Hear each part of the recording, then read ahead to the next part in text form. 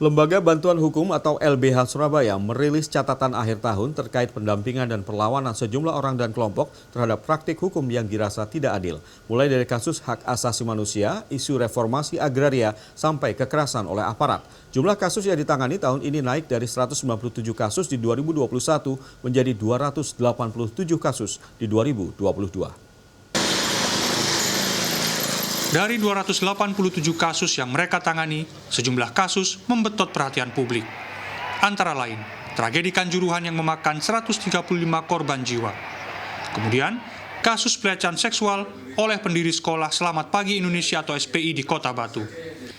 Yaritza Mutiara Ningtyas, pendamping korban, menilai upaya korban mencari keadilan belum sepenuhnya dihadirkan sistem hukum dan peradilan. Contohnya dalam kasus SPI. Pelaku yang awalnya divonis 12 tahun di Pengadilan Negeri Malang akhirnya mendapatkan keringanan hukuman di tingkat banding. Ketika proses banding dan akhir November 2022 hasilnya keluar, ternyata ada potongan gitu kan, potongan terkait masa hukuman menjadi 8 tahun 3 bulan. Ini sangat menjadi hal yang menjatuhkan kita juga, dengan kita yang sudah agak tenang dengan proses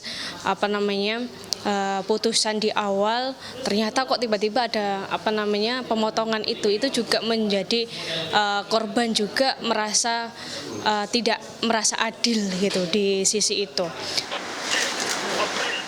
Lalu kasus pencabulan santriwati oleh anak pendiri Pondok Pesantren Sidikiyah Jombang. Yaritza mengungkapkan vonis 7 tahun yang diputus Hakim Pengadilan Negeri Surabaya jauh dari tuntutan jaksa, yaitu 16 tahun penjara. Meski begitu, selama 2022, katanya, tercatat banyak korban yang berani melawan untuk mencari keadilan. Salah satunya seorang konsumen yang dikriminalisasi klinik kecantikan karena testimoninya terhadap produk klinik tersebut yang malah merusak wajahnya. Gugatan klinik ini ditolak pengadilan dan kasusnya inkrah. Hanya saja, meningkatnya kasus dan keberanian publik untuk berjuang mencari keadilan tidak dibarengi kehadiran negara. Direktur LBH Surabaya, Wahid Habibullah, mengakui akses bagi masyarakat untuk mendapatkan pendampingan hukum masih sangat rendah. Negara menurutnya tidak hadir bersama warga negara yang berjuang mencari keadilan. Dari 287 kasus yang mereka tangani, mereka hanya mendapatkan kuota anggaran untuk 9 kasus saja, dengan nilai 5 juta rupiah setiap kasusnya. Jadi korban itu misalnya kalau kita mendampingi korban dalam melakukan proses pelaporan, pendampingan secara psikologis, ataupun pendampingan yang lain, itu tidak terakomodir dalam proses bantuan hukum. Jadi itu masih dianggap pendampingan non-litigasi biasa.